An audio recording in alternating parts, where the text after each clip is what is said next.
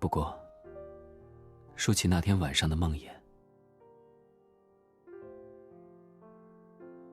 现在回想起来，一部分的原因，大概是当时的我还没有真正接触心理学，系统的学习，所以潜意识中多少会有影响，导致梦魇也不奇怪。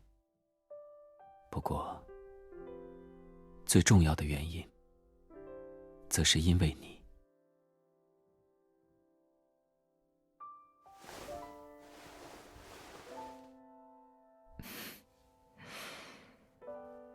一看你的目光，就知道你会错意了。不要低估你对我的魅力。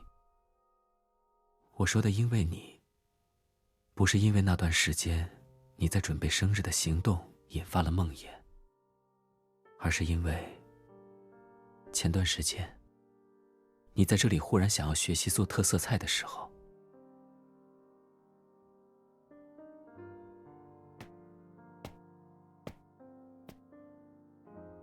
怎么忽然突发奇想要练习做特色菜了？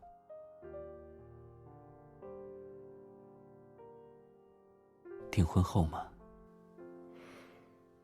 那不如说说，有什么让你觉得是订婚前后的较大转变吗？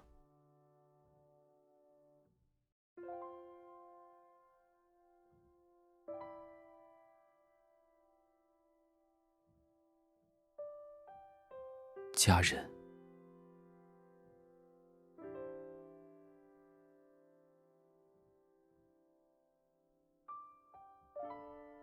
我当时很开心你会这样说，自然也很在意你提到的家人这一点，因为我忽然想到我一直都没来得及告诉你的事。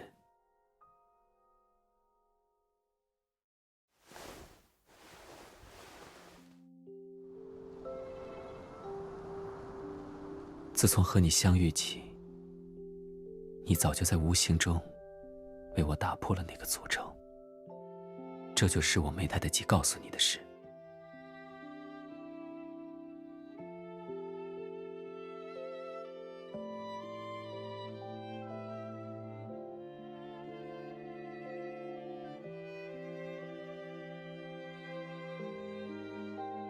你光顾着听我说话，奶油蹭到嘴边了都没发现。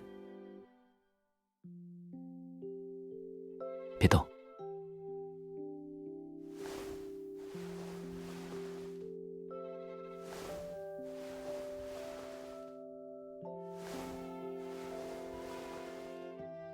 总觉得你嘴边的奶油味道更香甜。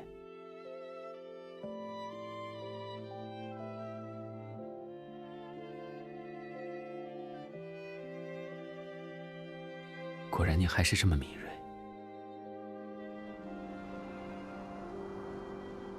其实自从订婚后，彼此的身份又多了一层特殊的含义，是爱人，更是家人。这对我来说，不仅是人生重要的转折，也是从未料想过的奇迹。因为我早已习惯了不去奢望那些渺茫的事物，比如家人。但与你相遇之后，这一切都有了翻天覆地的转变。而梦魇浮现，也是这部分伤痛即将愈合的征兆。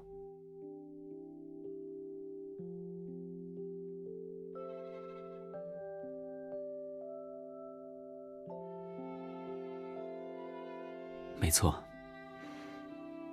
因为那并不是什么愉快的事。